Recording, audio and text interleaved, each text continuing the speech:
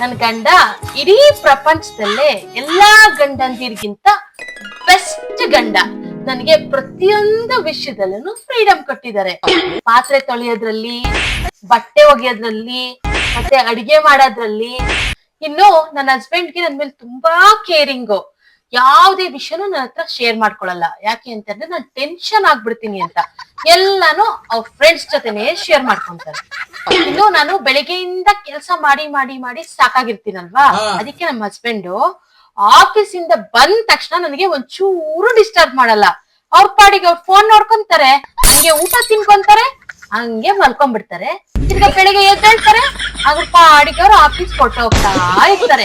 ನನ್ ಮುದ್ದು ಬಂಗಾರ. ಇನ್ನು ನಮ್ಮ ಯಜಮಾನ್ರು ನನ್ನ ಒಂದ್ ದಿನಕ್ಕೂನು ಹೊರಗಡೆ ಜಂಕ್ ಫುಡ್ಡೇ ಕೊಡ್ಸಿಲ್ಲ. ನನ್ನ ಲಂಚ್ಗೂ ಕರ್ಕೊಂಡ್ ಹೋಗಲ್ಲ ಒಂದ್ ದಿನನು, ಮತ್ತೆ ಡಿನ್ನರ್ಗೂ ಕರ್ಕೊಂಡ್ ಹೋಗಲ್ಲ.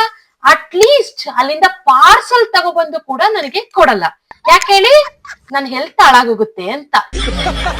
ಇನ್ನು ನನ್ ಗಂಡ ನನ್ಗೋಸ್ಕರ ಒಂದ್ ದಿನಕ್ಕೂ ಒಂದ್ ಲಿಪ್ಸ್ಟಿಕ್ ತಂದ್ಕೊಡಲ್ಲ, ಐಲೈನರ್ ತಂದ್ಕೊಡಲ್ಲ, ಯಾವ್ದೇ ಕಾರಣಕ್ಕೂ ಯಾವ್ದೇ ಮೇಕಪ್ ಐಟಮ್ಸ್ ಕೊಡ್ಸಲ್ಲ, ಮತ್ತೆ ಹೊಸ ಹೊಸ ಚಪ್ಲಿ ಮತ್ತೆ ಯಾವ್ದೇ ರೀತಿ ಅಲಂಕಾರದ ವಸ್ತುನೇ ಕೊಡ್ಸಲ್ಲ. ಯಾಕಂತಂದ್ರೆ ನಾನು ಅವ್ರಿಗೆ ನ್ಯಾಚುರಲ್ ಆಗಿರೋದೇ ಇಷ್ಟ. ಅದಕ್ಕೆ ನನ್ಗೆ ನನ್ ಗಂಡನ್ ಕಂಡ್ರೆ ತುಂಬಾ ಇಷ್ಟ.